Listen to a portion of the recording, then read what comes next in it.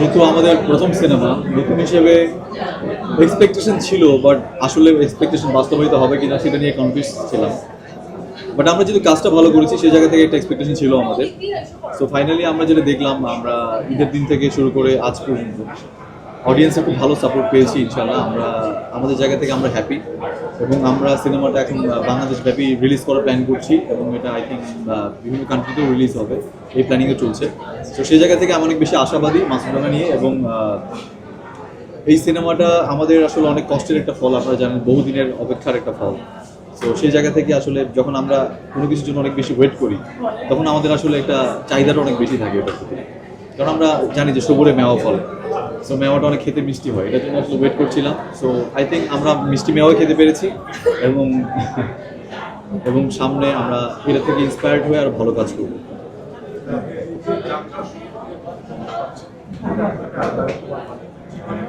অবশ্যই আমি মনে করি যে যখন আপনাকে কেউ প্রশংসা করবে যে আপনি ভালো করেছেন, আরো ভালো করতে পারবেন, তখন আপনার আপনার আই থিঙ্ক ক্যালিবারিটি স্কিল আরো বাড়াতে হবে।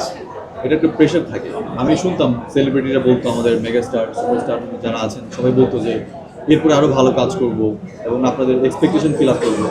তো আমার মনে হয় যে তারা আসলে রাইট কথাই বলছেন। এটা আসলে এখন আমি বুঝতে পারছি যে যখন অডিয়েন্স কোনো কিছু সুনাম করে, তখন নিজের কাঁধে একটা প্রেশার পড়ে যে এর থেকে আরো বেটার কাজ করতে হবে, যেন আরো বেশি সুনাম করে।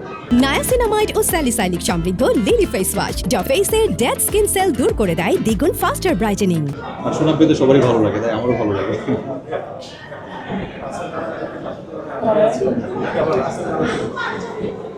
বেসিক্যালি রাসেল রানা আমার মেয়ে, আর আমি মাসুদ রানা টাইটেলে সিনেমা করেছি। সো আই থিঙ্ক দুটোই আমার সাথে আমি পছন্দ করি, দুটো নামই আমি পছন্দ করি। আর যেহেতু রাসেল রানা আমার বাবা মা দিয়েছেন, তো সেক্ষেত্রে রাসেল রানা ক্যারি করতে চাই, আর মাসুদ রানার নামটা আমার লাইফে একটা পার্ট হয়ে থাকুক, সেটা আমি চাই।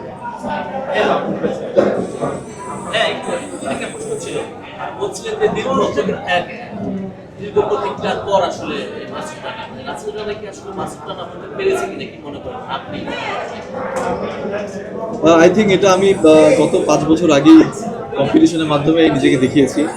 তারা আমাকে চ্যানেলে থেকে একটা রিয়েলিটি শো হয়েছিল, সেখানে কম্পিটিশনে উইনার হওয়ার পরে আজকে এখানে এসেছি। সো আই থিঙ্ক তারা হয়তো মনে করেছিল আমি যোগ্য, তাই হয়তো আমাকে সিলেক্ট করেছিল।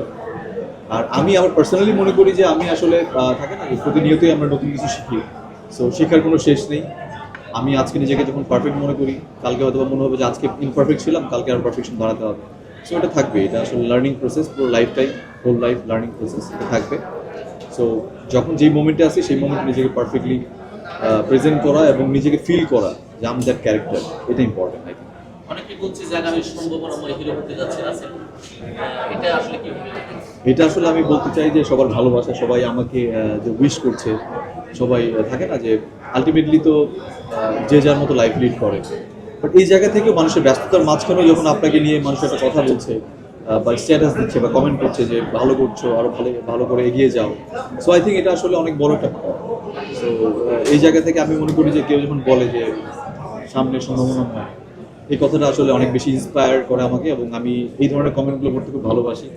কারণ নিজেকে নিয়ে অনেক বেশি পজিটিভ কথা বললে আই থিঙ্ক এটা আমার ভবিষ্যতে কাজে আসবে। নিজের ব্রেন যখন শুনবে যে আমি নিজেকে নিয়ে পজিটিভ বলছি এবং সবাই বলছে, সো আই থিঙ্ক এটা আমার হেল্প করবে।